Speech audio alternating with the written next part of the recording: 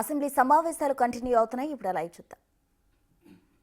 సభ్యులు వేసిన కేసు ప్రకారంగా ప్రభుత్వం డెడికేషన్ కమిషన్ మేము బీసీ కమిషన్ చేస్తూ వారికి డెడికేషన్ అథారిటీ ఇచ్చినప్పటికీ స్పెసిఫిక్ గా కొంత వ్యక్తులు కొంతమంది వాళ్ళ ప్రేరేపితం ఉందా లేదా నేను ఇప్పుడు అవన్నీ మాట్లాడదలుచుకోలేదు. కానీ వారి సహకారం అడుగుతా ఉన్నాం. ఇప్పుడు ఇలా ఇంత పెద్ద కార్యక్రమం జరుగుతున్నప్పుడు అపశకునంగా మాట్లాడకుండా సహకరించేటువంటి ప్రయత్నం జరగాలి అధ్యక్ష. ఇంత పెద్ద కార్యక్రమం మొత్తం యావత్ తెలంగాణ ప్రజలు చూస్తా ఉన్నారు అధ్యక్ష.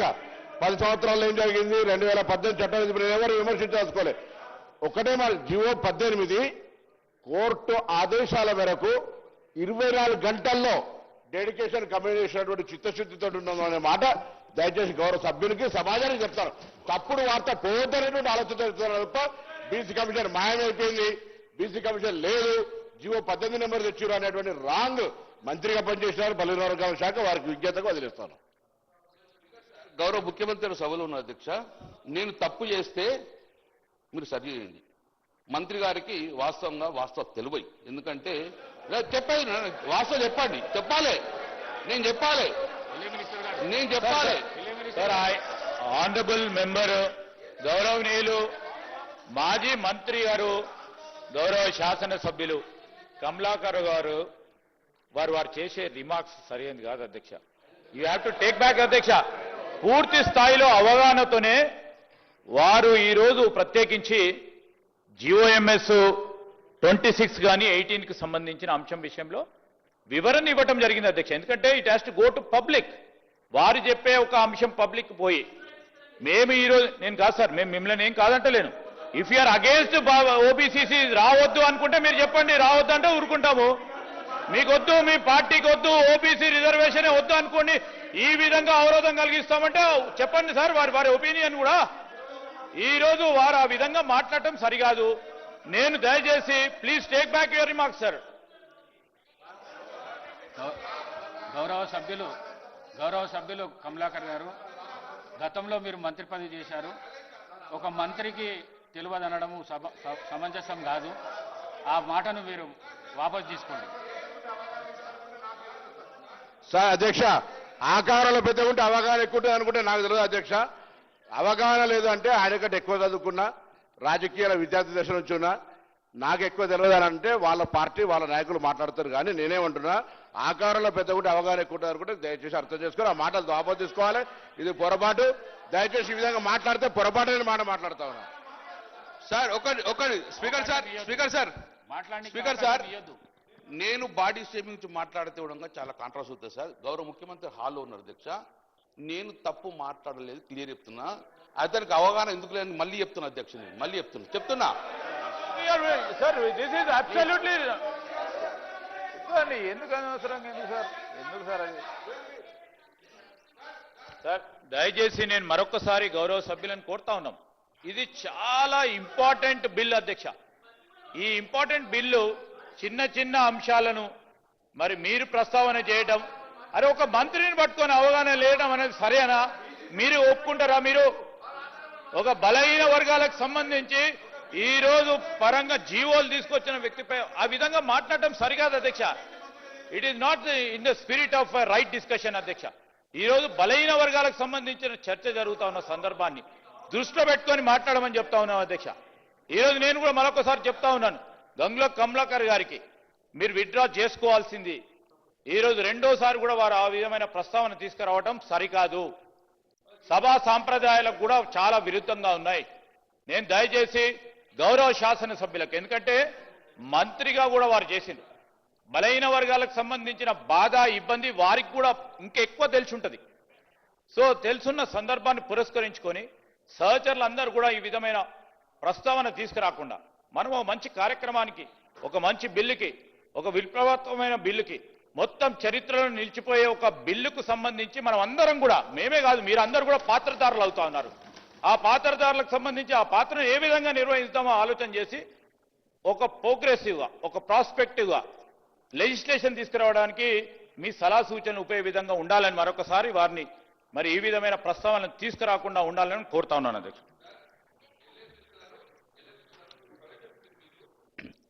మీరు ప్రవేశపెట్టిన బిల్లు గంగుల కమలాకర్ అదే sir, one minute Gangula Kamalakar గారు 1 మినిట్. ఎల్ఏ మినిస్టర్ గారు రెండోసారి మీకు రిక్వెస్ట్ చేసిండ్రు. ఆ వర్డ్స్ ఏవైతున్నాయో అవి విత్డ్రా చేసుకోండి. మీరు కూడా గతంలో మంత్రిగా పనిచేశారు. తెలియదు అనడం సమంజసం కాదు.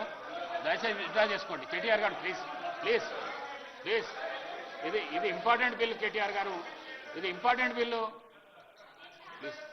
దయచేసి స్పీకర్ సార్, మీరు కూడా మా హక్కులు కాపాడాలి అధ్యక్ష. మీరు కూడా మా హక్కులు కాపాడాలి. ప్రతి మాట్లాడిన కొద్దీ మీరు మాకు అవకాశం ఇచ్చారు స్పీకర్ సార్. మీరు మాకు అవకాశం ఇచ్చిర్రు. అవకాశం ఇచ్చిన మాట్లాడినప్పుడు ఇంటరప్ట్ చేయకుండా మీరు చూసుకున్న బాధ్యత మీది అధ్యక్ష. నేను నిజంగానే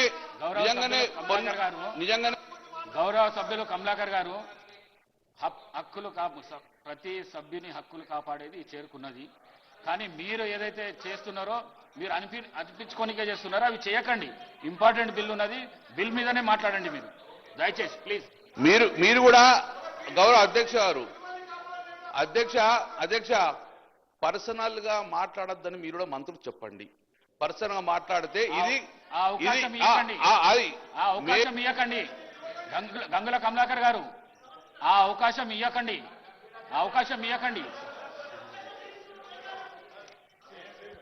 గౌరవ ముఖ్యమంత్రి గారు. స్పీకర్ సార్,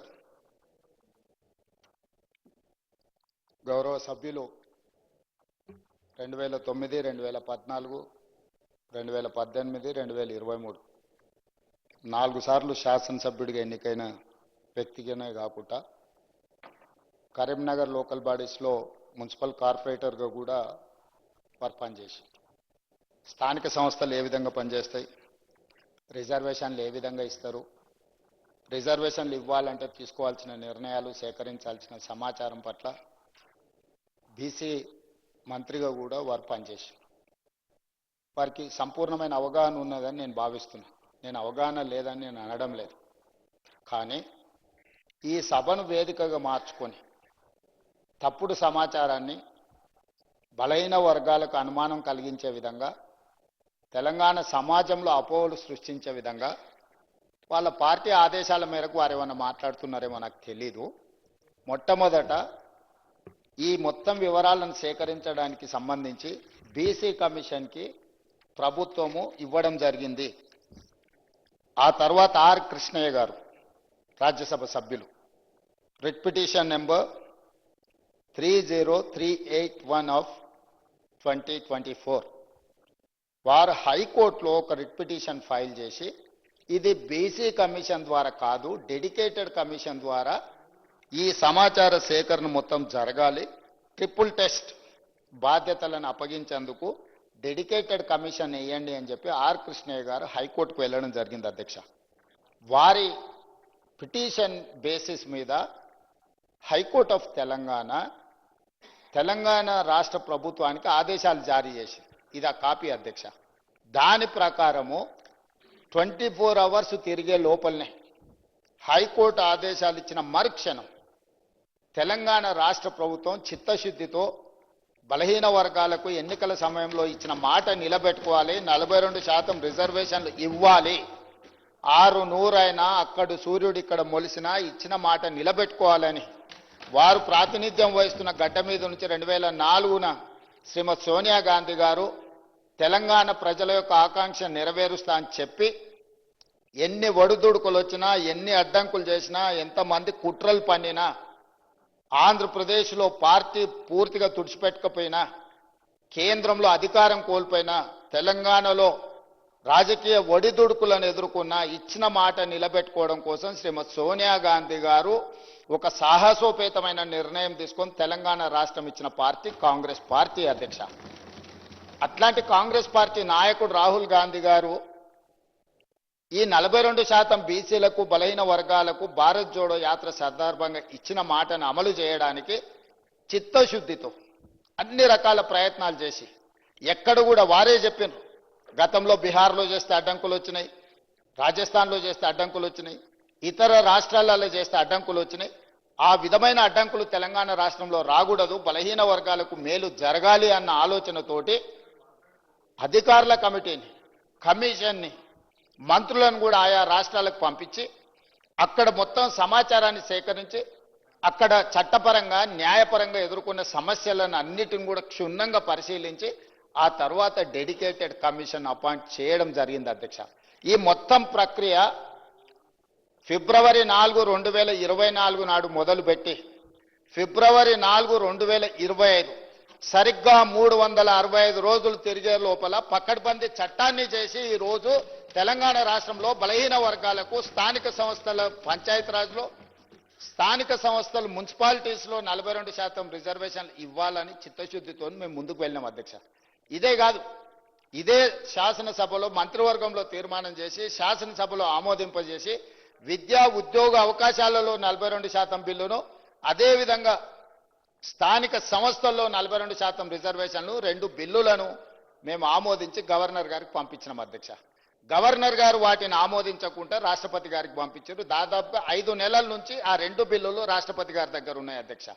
ఈలోపు స్థానిక సంస్థల ఎన్నికలు నిర్వహించడం లేదు, ఆలస్యమైందని కొంతమంది హైకోర్టుకి వెళ్తే తెలంగాణ హైకోర్టు మాకు ఆదేశాలు ఇచ్చి సెప్టెంబర్ 30 తారీఖు లోపల ఎన్నికలను పూర్తి చేయండి అని ఆదేశాలు ఇచ్చింది. ఆదేశాలు ఇచ్చినప్పటి నుంచి 30 రోజుల లోపల రిజర్వేషన్లను కూడా నిర్ధారించండి అని చెప్పి ఆదేశాలు ఇవ్వడం జరిగింది అధ్యక్ష.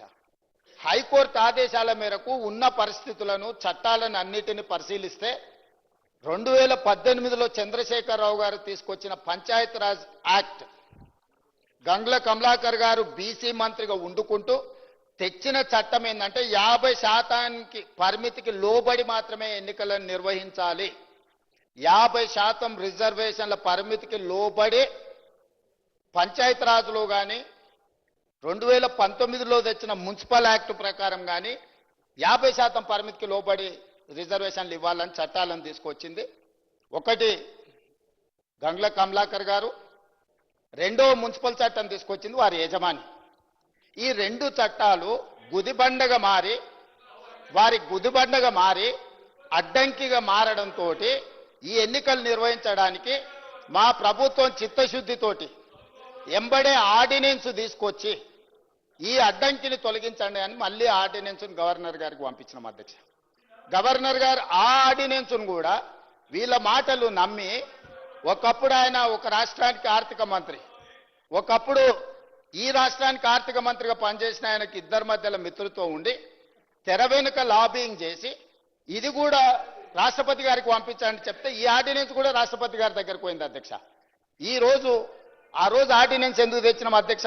అత్యవసరం ఉండి శాసనసభ నడవడం లేదు కాబట్టి ఆర్డినెన్స్ తీసుకొచ్చి పంపించినాం.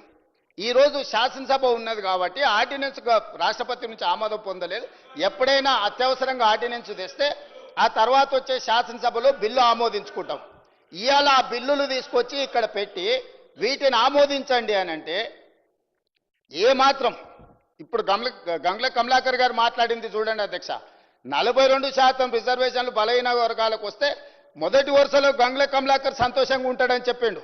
వాళ్ళ నాయకుడు చంద్రశేఖరరావు, వాళ్ళ నాయకుడు తారక రామారావు, వాళ్ళ నాయకుడు హరీష్ రావు సంతోషంగా ఉంటాడని చెప్పలే. ఆయన స్పష్టంగా చెప్తున్నాడు వాళ్ళకి సంతోషం లేదు, వాళ్ళకి దుఃఖం ఉన్నది, వాళ్ళకి బాధ ఉన్నది, వాళ్ళు కడుపు నిండా విషం పెట్టుకొని ఉన్నారని చెప్పి గంగ్ల కమలాకర్ గారు స్పష్టంగా చెప్పారు. నాకు కూడా తెలుసు గంగ్ల కమలాకర్ గారు అభినందిస్తారు దీన్ని. కానీ ఆయన బాధల్లా వెనకాల కూర్చొని నడుపుతున్న ఆయన సమస్య. సో అందుకోసమని ఈరోజు మీరు చెప్తున్న జీవోలు ఏవైతే ఉన్నాయో అధ్యక్ష, ప్లీజ్ కౌశిక్ రెడ్డి గారు ప్లీజ్ అధ్యక్ష, ప్లీజ్ బీసీ కమిషన్కి ఇచ్చిన జీవో అయినా లేకపోతే డెడికేటెడ్ కమిషన్కు ఇచ్చిన జీవో అయినా బలహీన వర్గాలకు 42% రిజర్వేషన్లు ఇవ్వాలన్నదే ఈ ప్రభుత్వం యొక్క ఆకాంక్ష, చిత్తశుద్ధి అధ్యక్ష. అందుకోసమని ఇప్పటి వరకు కలిసి రాలే. అదేవిధంగా గంగ్ల కమలాకర్ గారు ఇంకొక మాట అన్నారు, ఢిల్లీకి అఖిలపక్షాన్ని తీసుకెళ్తా అన్నారు, మీరు అఖిలపక్షాన్ని తీసుకెళ్లలేదని. అధ్యక్ష, 5 సార్లు ప్రధానమంత్రికి నేను లేఖ రాసిన, దీనికి సంబంధించి మేము ఢిల్లీకి రావాల్సి ఉంది, మీరు ప్రధానమంత్రికి అపాయింట్మెంట్ ఇస్తే మేము అందరం కలిసి వచ్చి మిమ్మల్ని కలిసి విజ్ఞప్తి చేస్తామని. ప్రధానమంత్రి మనకు అపాయింట్మెంట్ ఇవ్వలేదు అధ్యక్ష. ప్రధానమంత్రి అపాయింట్మెంట్ ఇవ్వకపోతే పార్లమెంటు జరిగేటప్పుడు ప్రధానమంత్రిని కేంద్ర ప్రభుత్వం మీద ఒత్తిడి తీసుకురావడానికి జంతర్ మంతర్లో మేము దీక్ష పెడితే, జంతర్ మంతర్లో ధర్నా చేస్తే దాదాపుగా 100 మంది పార్లమెంట్ సభ్యులు ఇతర రాష్ట్రాలకు సంబంధించిన వాళ్ళు వచ్చి తెలంగాణ బీసీ రిజర్వేషన్ 42కు మద్దతు పలికినరు. కానీ రాజ్యసభలో ఉన్న బీఆర్ఎస్ ఎంపీలు మాత్రం అటువైపు కూడా కనుదిప్పి చూడలే అధ్యక్ష. బలహీన వర్గాల తరఫున మాట్లాడుతున్న గంగుల కమలాకర్ కూడా ఆ వైపు రాలేదు అధ్యక్ష. అంటే వాళ్ళ పార్టీ నాయకుడు బలహీన వర్గాలకు 42% రిజర్వేషన్లు ఇవ్వడానికి సిద్ధంగా లేరు, వాళ్ళకి చిత్తశుద్ధి లేదు. ఇవాళ కూడా ఈ గందరగోళం సృష్టించి బలహీన వర్గాలకు సంబంధించిన రిజర్వేషన్ల బిల్లు ఆమోదం చెందకుండా ఒక అబద్ధాల ప్రాతిపదికన ఈరోజు మాట్లాడుతున్నారు అధ్యక్ష.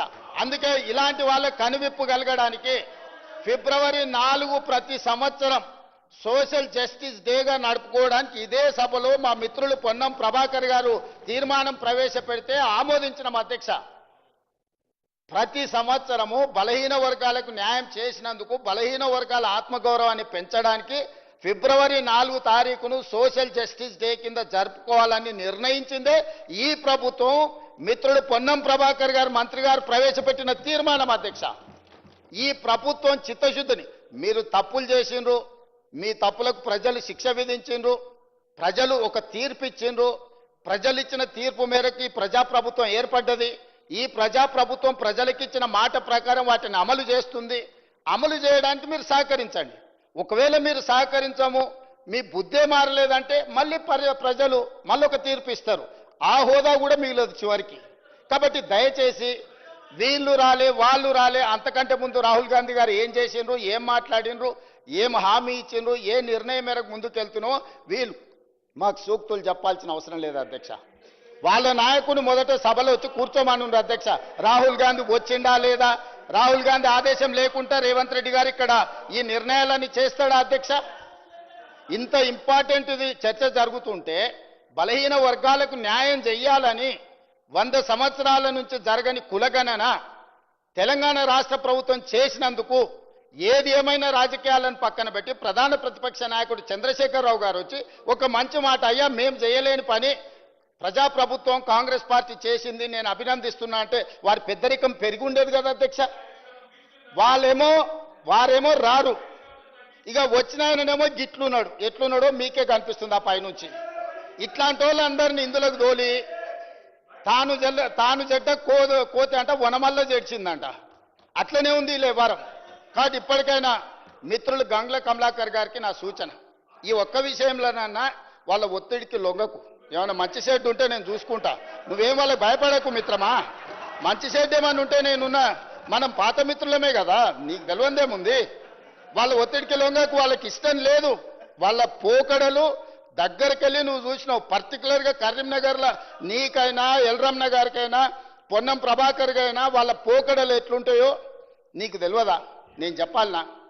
కాబట్టి దయచేసి, నాకు చాలా మంచిగా తెలుసు కాబట్టే ఇక్కడికి వచ్చిన, లేకపోతే ఎట్లా వస్తాను నేను? నాకు చాలా బాగా తెలుసు కాబట్టే కరుగాల్చి వాత పెట్టి ఇక్కడ వచ్చి కూర్చున్నా. ఇక నా గురించి కాదు చర్చ. దయచేసి నేను అందరికీ నా విజ్ఞప్తి ఒకటే, ఇదొక మంచి ఉద్దేశంతో తీసుకొచ్చిన బిల్లులు. అందుకోసమని రాజకీయ వివాదాలకు తావు లేకుండా, మీరు ఆరోపణలు చేయకుండా మీరు సూచన చేయండి. తప్పకుండా ఆయన అధ్యక్ష, ఒక అధ్యక్ష ఆ వెనకాల గట్టిగా అరిసేట ఆయన కూడా ఆయనే అధ్యక్ష, ఆసోపతే. అందుకే ఆయనకి ఇష్టం లేదు, ఆయన కూడా అందుకే అట్లా అరుస్తున్నాడు అధ్యక్ష. కాబట్టి అధ్యక్ష, అది కల్వకుంట్ల కాదు అధ్యక్ష, కల్వకుండా ఉంచడం అన్నమాట. ఎవ్వరు కల్వకుండా ఉండాలి. బీసీలు ఓసీలు కలవద్దు, ఎస్సీలు ఎస్టీలు కలవద్దు, మైనారిటీలు హిందువులు కలవద్దు. అది కలవకుండా చూసే కుటుంబం అధ్యక్ష, అది కల్వకుంట్ల కుటుంబం కాదు. కాబట్టి ఇప్పటికైనా ఈ బిల్లును చర్చ లేకుండా మన సభ అంతా ఏకగ్రీవంగా ఆమోదించి చేస్తే కేంద్ర ప్రభుత్వం మీద ఒత్తిడి తీసుకురావడానికి ఉంటుంది. మేము ధర్నా చేసినప్పుడు రాలేదు, మాకెట్లాగూ మోడీ గారు ఈ విషయంలో అపాయింట్మెంట్ ఇవ్వలే. మిత్రులు పాయల శంకర్కి ఢిల్లీలో మంచి ఇన్ఫ్లుయెన్స్ ఉంది, మోడీ గారు అపాయింట్మెంట్ ఇప్పిస్తే మనందరం కలిసి వెళ్ళి రాష్ట్రపతి గారి దగ్గర పెండింగ్ ఉన్న విద్యా ఉద్యోగ అవకాశాలకు సంబంధించిన బిల్లు, అదేవిధంగా స్థానిక సంస్థలలో రాజకీయ రిజర్వేషన్ల బిల్లు, ఇప్పుడు చంద్రశేఖరరావు గారు 50% నియంత్రించుకుంటూ ఏదైతే తెచ్చిండో, వారు తెచ్చిన బిల్లు వల్ల పంచాయతీరాజ్లో ఎస్సీ ఎస్టీల రిజర్వేషన్లు తీస్తే ఆల్మోస్ట్ 27% పోతాయి అధ్యక్ష. ఇక 23% బీసీలకు వచ్చినాయి. అదేవిధంగా మున్సిపాలిటీస్లో కూడా ఆ రిజర్వేషన్లు తీసేస్తే దాదాపుగా 31% బీసీలకు వస్తున్నాయి అధ్యక్ష మున్సిపాలిటీస్లలో. కాబట్టి ఈరోజు గుదిగ బండగా మారిందే 2018లో టీఆర్ఎస్ పార్టీ తీసుకొచ్చిన 50% పరిమితి చేసిన రిజర్వేషన్ల చట్టమే ఈరోజు గుదిబండగా మారింది స్థానిక సంస్థలల్లో. అదేవిధంగా మున్సిపాలిటీస్లో కూడా ఆ నిబంధననే మనకు అడ్డంకిగా మారింది. ఈ మూడవ మున్సిపల్ ఇప్పుడు పెట్టిన సవరించిన బిల్లులు కూడా ఆమోదిస్తే ఆ 50% అడ్డంకి తొలగిపోతే భవిష్యత్ కార్యాచరణ మొత్తం పకడ్బందీగా చేస్తాం అధ్యక్ష. నేను మళ్ళొక్కసారి మిత్రుడికి నేను మాట ఇస్తున్నా సభానాయకుడిగా, చిత్తశుద్ధితోని దీన్ని అమలు చేసుకుందాం. దీన్ని చిలువలు పలువలు చేసి మిమ్మల్ని మీరే అవమానించుకోకండి ఒకరిని ఒకరు. ఎందుకు అని అంటే వాళ్ళు బాగానే ఉంటారు. గంగుల కమలాకరు పొన్నం ప్రభాకర్ను అవమానించిన, పొన్నం ప్రభాకర్ను గంగుల కమలాకర్ను అవమానించిన ఇది బలహీన వర్గాలకు సంబంధించిన ఆత్మగౌరవం అధ్యక్ష. ఈ సభలో ఒకరినొకరు మీరు విమర్శించుకొని ఇతరుల ముందు పలసన కాకండి. నేను సభానాయకుడిగా వారికి సూచన చేస్తున్నా, మీరు కూర్చొని మాట్లాడుకోండి. మీకు మంచి జరిగే సమయం వచ్చింది. ఈ మంచి జరిగేటప్పుడు కలిసికట్టుగా ఉండండి. యజమానులను ఒప్పించడానికి, సంతోషపెట్టడానికి పరిశమైన పదజాలం మంత్రుల మీద ప్రయోగించడం వల్ల మీరే చులకనవుతారు. మీకు మంచిది కాదు, ఈ సభ మర్యాదకు గౌరవానికి కూడా మంచిది కాదు. కాబట్టి ఇది చర్చలు కూడా చేయాల్సిన అవసరం లేదు. వాళ్ళు చేసిన పాపాలను మేము ఇక్కడ కూర్చొని కడుగుతున్నాం. 50% నిబంధనను తొలగించడానికి పెట్టిన బిల్లులు. దయచేసి చర్చనే లేకుండా గంగుల కమలాకర్ గారు ఏకవాక్య తీర్మానం ప్రవేశపెడితే మేమందరం కూడా మద్దతు పలుకుతాం. గతంలో మా నాయకుడు చేసిన తప్పులను మీరు సరిదిద్దుతుండ్రు, ఆ సరిదిద్దే బిల్లులకు మీరు మద్దతు పలకండి అని అంటే సభ మొత్తం ఏకగ్రీవంగా వారికి మద్దతు పలుకుతాం, పాస్ అయిపోతుంది అధ్యక్ష. దయచేసి ఆ దిశగా తీసుకెళ్ళమని చెప్పి మిమ్మల్ని కోరుకుంటున్నాను అధ్యక్ష.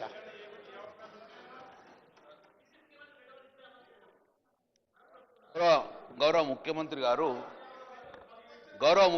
గారు అన్నాడు సార్, మేము ఎక్కడ కూడా నేను ఇది బిల్లు పాస్ అయ్యి 42% రిజర్వేషన్ రావాలని కోరుకున్న వ్యక్తి మొదటి వ్యక్తి అన్నారు సార్. నేను కాదు సార్, మా పార్టీ కూడా కోరుకున్నది సార్.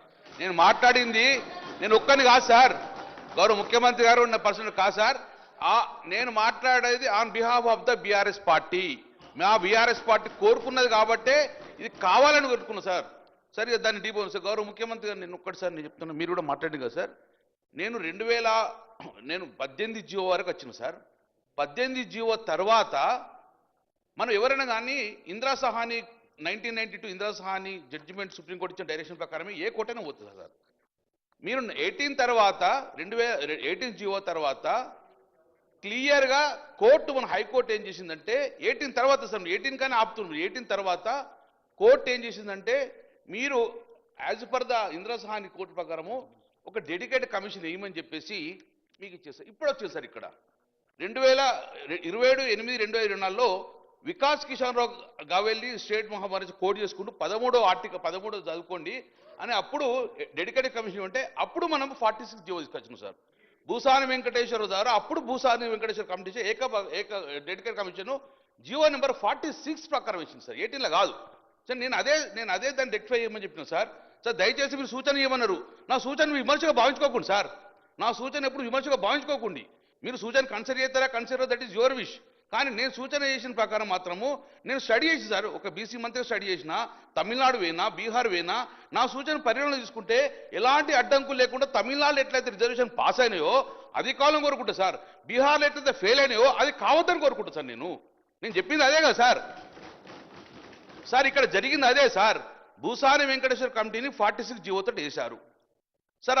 అక్కడ కూడా మీకు క్లియర్గా కోర్టు కూడా ఏం చెప్పిందంటే 13 పారా చదవమన్నారు సార్. దయచేసి గౌరవ ముఖ్యమంత్రి మీరు 13 పారా క్లియర్ ఏం చెప్పేసిందంటే డెడికేటెడ్ కమిషన్ వేయండి, అది కూడా ఆర్టికల్ 340 ప్రకారము, లేకపోతే commission of enquiry act 1952 sir. Please దయచేసి దీన్ని కోడ్ చేసుకోరు sir.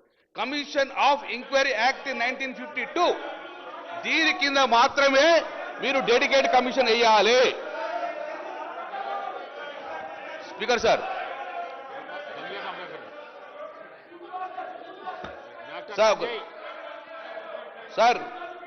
Doctor Sanjay please. Sir 13 మన మొన్న కోట్ల డెడికేటెడ్ కమిటీ ఏమని చెప్పేసి హైకోర్టు ఆఫ్ తెలంగాణ ఇచ్చి 13 కోట్ చేసినారు. 13 దయచేసి మీరు సభకు వినాలి అధ్యక్ష. ఇందులో that the triple test condition required to be complied but the state before reversing states అంటే దీన్ని క్లుప్తంగా చెప్తా. ఒక డెడికేటెడ్ కమిషన్ కు అది కూడా article 340 commission of enquiry act 1950 ప్రకారం ఏమన్నారు. కానీ భూసాని వెంకటేశ్వర్ గారిని మీరు ఒక కమిటీ వేసినారు, అది కూడా ఆర్టికల్ 350 ప్రకారం కాదు కమిషన్ కాబట్టి ఇది ఆ యొక్క రిపోర్టు చెల్లదు. అది మాత్రమే చెప్పే ప్రయత్నం చేస్తున్నారు అధ్యక్ష. ఎల్పీ మినిస్టర్ గారు దయచేసి మీరు వినాలి. దయచేసి ఎల్పీ మినిస్టర్ గారు వింటలేదు సార్, మీరే ఎల్ఏ మినిస్టర్ సార్. దాని తర్వాత జియో నెంబర్ 46 ఉన్నది అధ్యక్ష. నేను ఒక్కటే కోరుతున్నా అధ్యక్ష, తమిళనాడులో అంబానీ శంకర్ ఆయన ఒక్క కమిటేషన్ అధ్యక్ష. మనం మొన్న కూడా తీర్మానం చేసినాం బిల్లు 4 ప్రకారము. అది ఇప్పటికీ రాష్ట్రపతి దగ్గర పెండింగ్ ఉందంటారు అధ్యక్ష. డెఫినెట్గా ఏ బిల్లు 3 కానీ 4 కానీ రాష్ట్రపతి ఆమోదం కావాలంటే డెఫినెట్గా దాన్ని జ్యుడిషియల్ లాకు పంపిస్తారు, అక్కడ క్లియరింగ్ తీసుకుంటారు, మినిస్టర్ అది కంపల్సరీ క్యాబినెట్ అప్రూవల్ తీసుకొని పెడతారు అధ్యక్ష. ఎక్కడ చిన్న లోపం ఉండడంగా వారు దాన్ని శాంక్షన్ గ్యారంటీ చేసే పరిస్థితి అధ్యక్ష. ఇక్కడ అదే జరిగింది అధ్యక్ష. తమిళనాడులో సేమ్ ఇట్లనే 31C కింద తీసుకున్నా కూడా మళ్ళీ పివి నరసింహరావు దగ్గర జయలలిత గారు వెళ్ళి డెఫినెట్గా రాజ్యాంగం 9వ షెడ్యూల్లో చేర్చాలే, అప్పుడే దీనికి స్టాండర్డ్ వస్తుందని చెప్పితే ఆ రోజు జయలలిత గారు వెళ్ళే వలన పివి నరసింహరావు 1994లో దానికి షెడ్యూల్ 9 పెట్టారు అధ్యక్ష. దయచేసి ఈ రోజు మనం బిల్లు పాస్ చేసుకుంటాం అధ్యక్ష. ఈ బిల్లు పాస్ చేసుకుంటే జియో ఇస్తారు. ఆ జియో ప్రొటెక్షన్ లేకపోతే ఎవరు కోర్టుకైనా అది నిలబది కాబట్టి దయచేసి దానికి ప్రొటెక్షన్ తీసుకోవాలంటే డెఫినెట్గా పార్లమెంట్లో 9th షెడ్యూల్లో దీన్ని అమెండ్మెంట్ చేస్తే మాత్రమే దీనికి ప్రొటెక్షన్ వస్తుంది. ఎట్లయితే జయలలిత ప్రభుత్వం ఎట్లా తీసుకున్నారో అట్లా తీసుకొస్తేనే మాత్రం ప్రొటెక్షన్ వస్తుంది. లేకపోతే క్లియర్గా బీహార్లో కూడా ఇలానే చేస్తే బీహార్లో క్లియర్గా కొట్టివేయడం జరిగింది, మధ్యప్రదేశ్లో క్లియర్గా కొట్టివేయడం జరిగింది. కాబట్టి దయచేసి నేను ప్రభుత్వాన్ని రిక్వెస్ట్ చేసేది ఒక్కటే, యాజ్ పర్ శాస్త్రీయ ప్రకారం చేయాలంటే డెఫినెట్గా ఈ బిల్లు ద్వారా వెళ్ళి 9th షెడ్యూల్ చేర్చినందుకు మీరు ప్రధానమంత్రి దగ్గరికి వెళ్ళి కూర్చొని క్యాబినెట్లో పెట్టుకొని పార్లమెంట్లో బిల్లు పాస్ చేస్తేనే ఈ యొక్క 42% డెఫినెట్గా దానికి ప్రొటెక్షన్ దొరుకుతుంది. లేకపోతే మీరు జియో ఇచ్చిన వెంటనే ఇది బీసీలకు అన్యాయం చేసే అవకాశం ఉన్నది. మీరు నిజంగా బీసీల మీద చిత్తశుద్ధి ఉంటే మాత్రం డెఫినెట్గా యాజ్ ప్రొసీజర్ ప్రకారం మీరు యాక్ట్ ఆఫ్ 1952 యాక్ట్ వేసుకొని ఒక డెడికేటెడ్ కమిషన్ వేసుకొని